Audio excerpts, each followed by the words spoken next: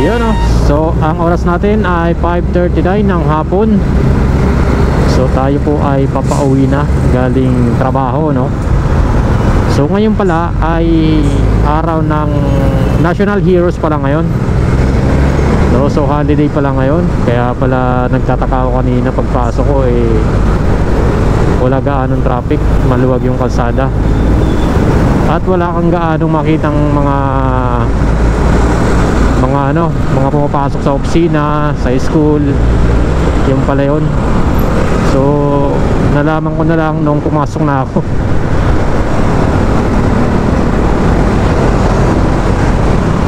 So ito muna ang ating vlog for today. Rides muna tayo. So nasusundan natin tong tractor na tong laki oh. Ito yung kinakabitan ng trailer.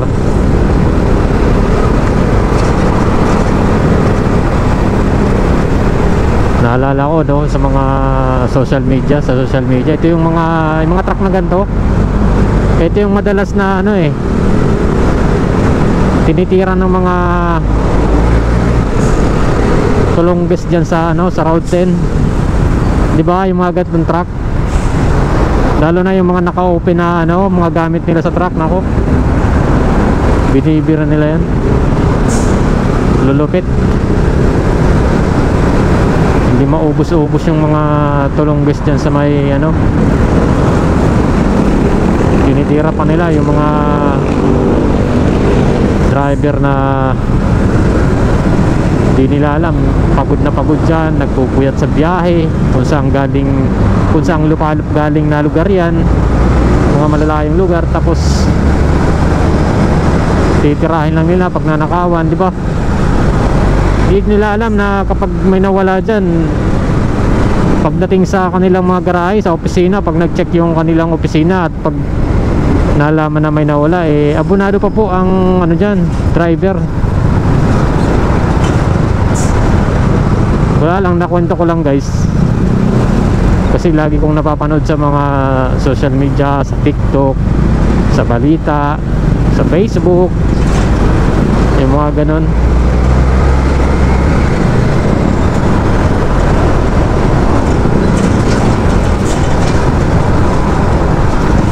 Delikado tong kalsada. Biglang lumilihis yung gulong.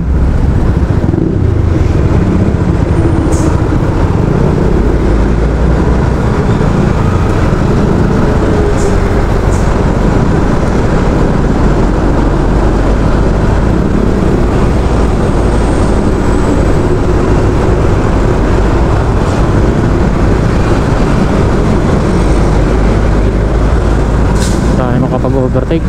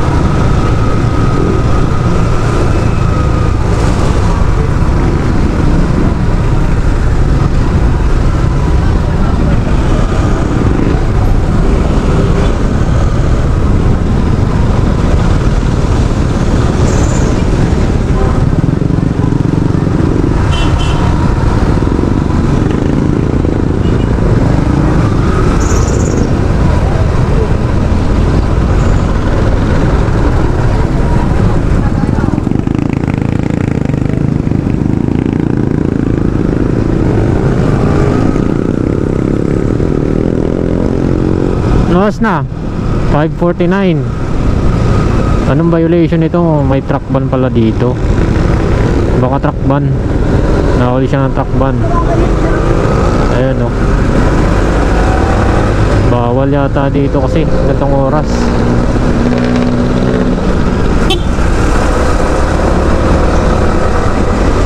Dapat kapag truck driver ka, pag mga ganun dala mo, alamin mo muna yung dadaanan mo kung merong truck ban ba o kung ano yung mga bawal, lalo na pagdating sa dala mo truck, no? Mahirap kasi kapag nahuli ka, laking abala din yun eh.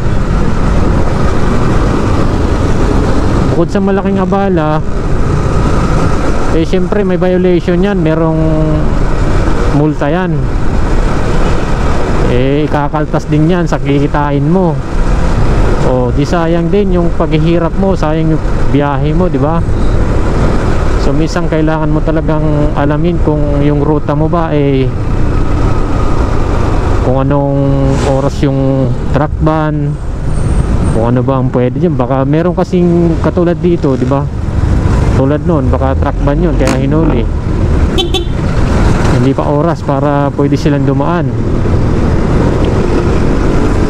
So magmumulta yun.